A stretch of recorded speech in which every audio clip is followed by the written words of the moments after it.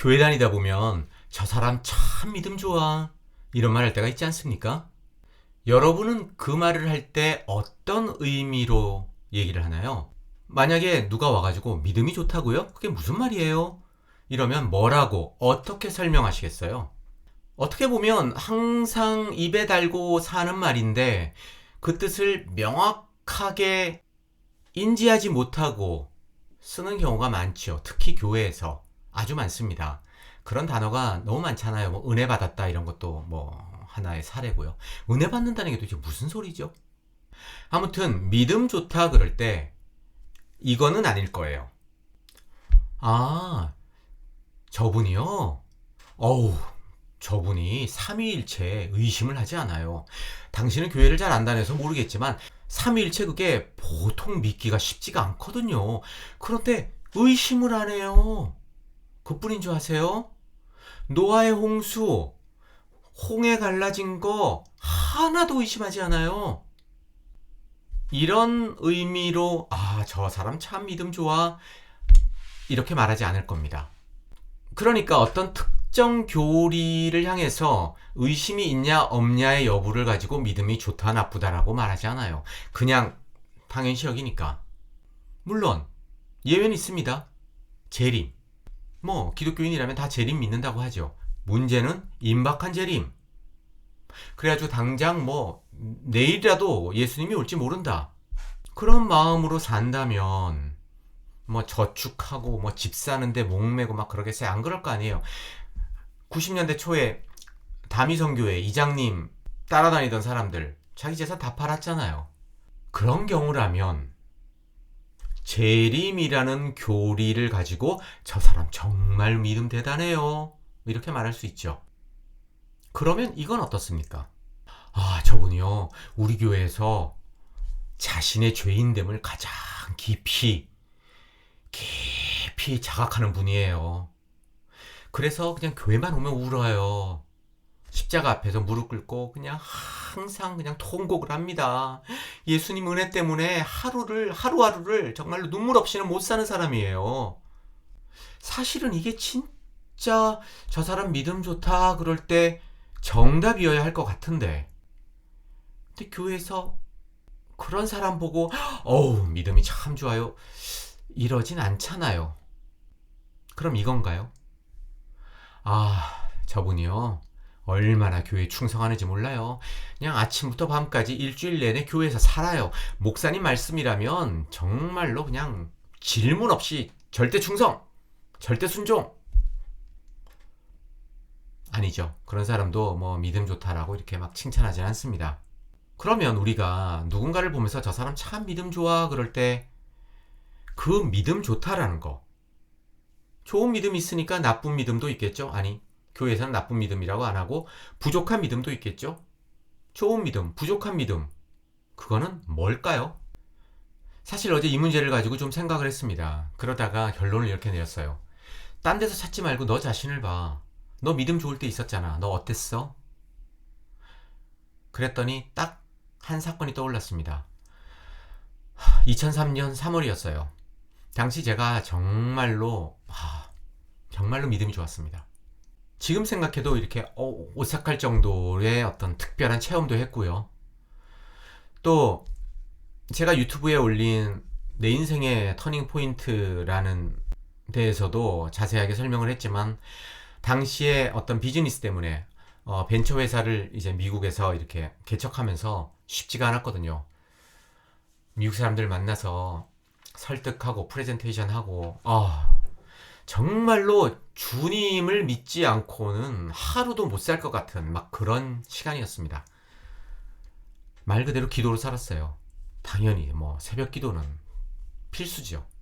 그러던 때였는데 과로해서 그런지 목요일부터 몸이 아프기 시작하더라고요. 슬슬 오한이 나더니 열이 오르기 시작했어요.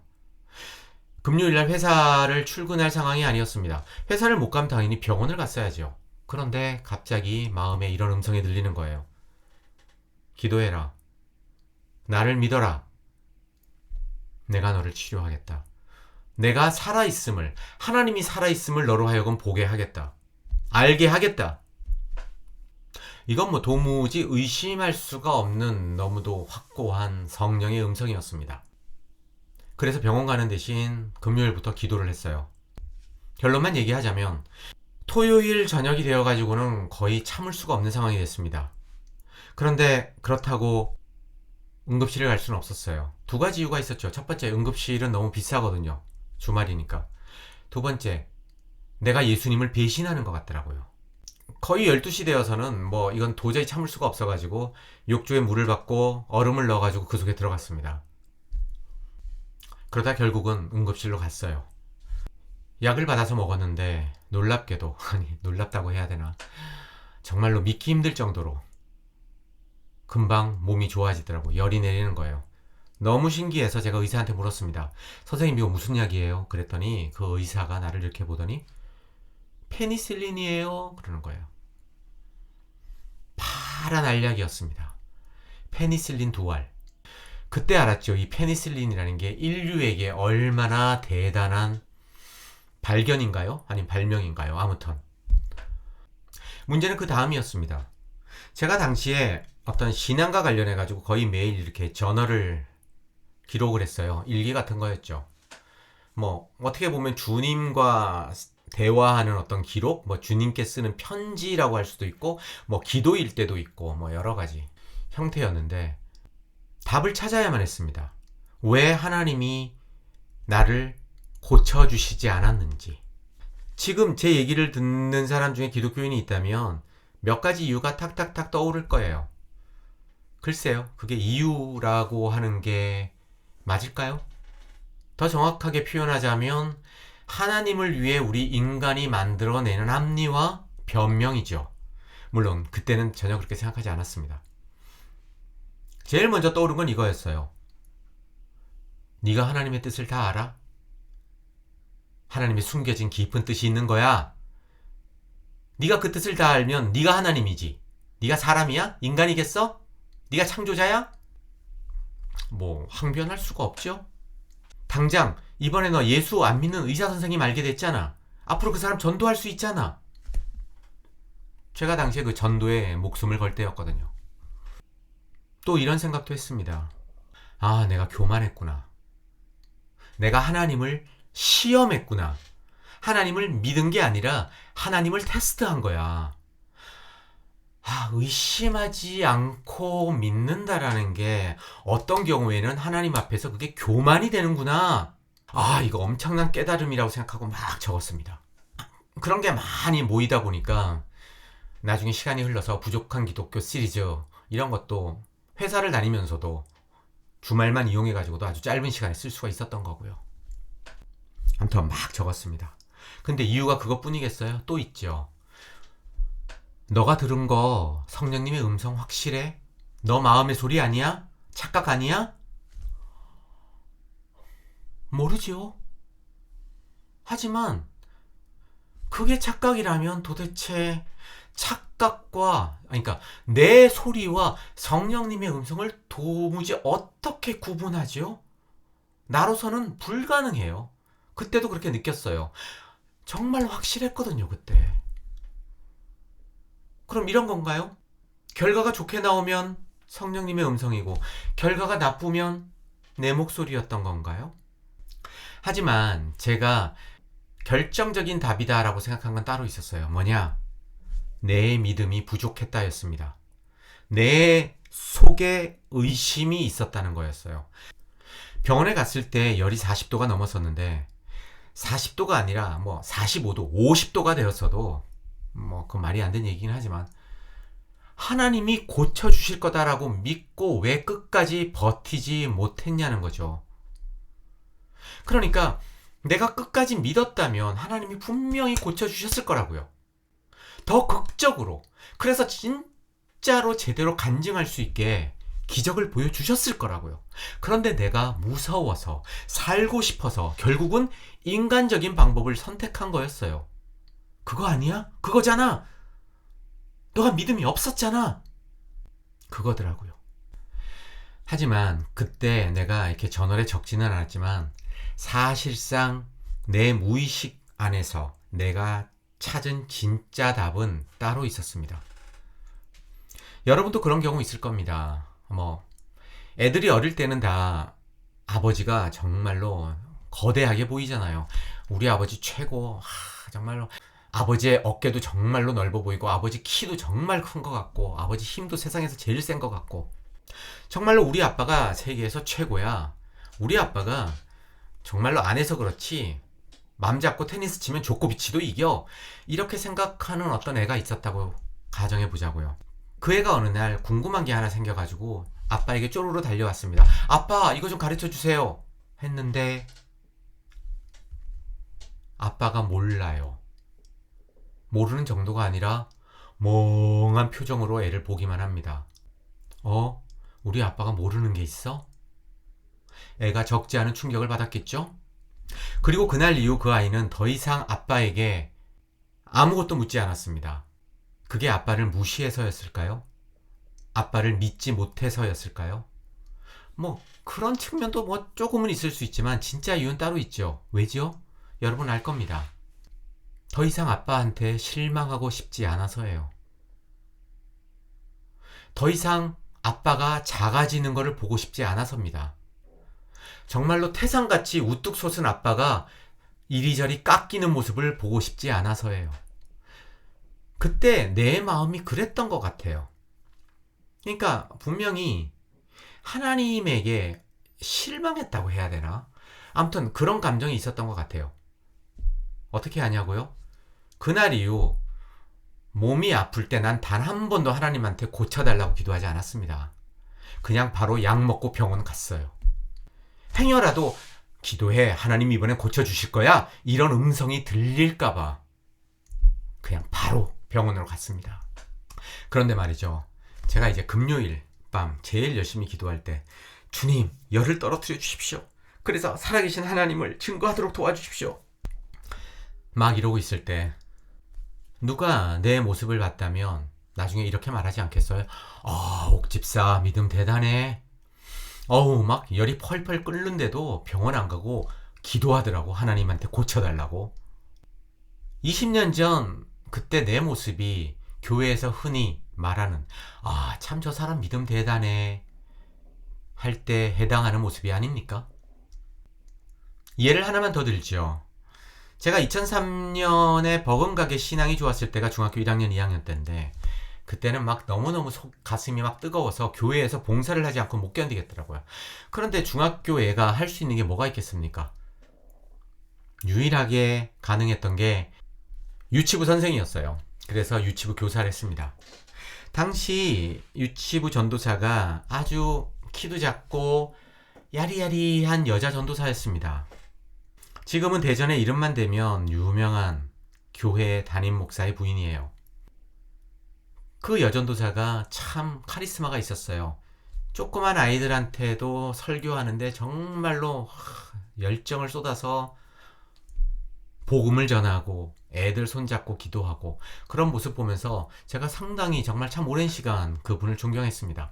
그런데 그분을 생각하면은 도무지 잊을 수 없는 일화가 하나 있어요.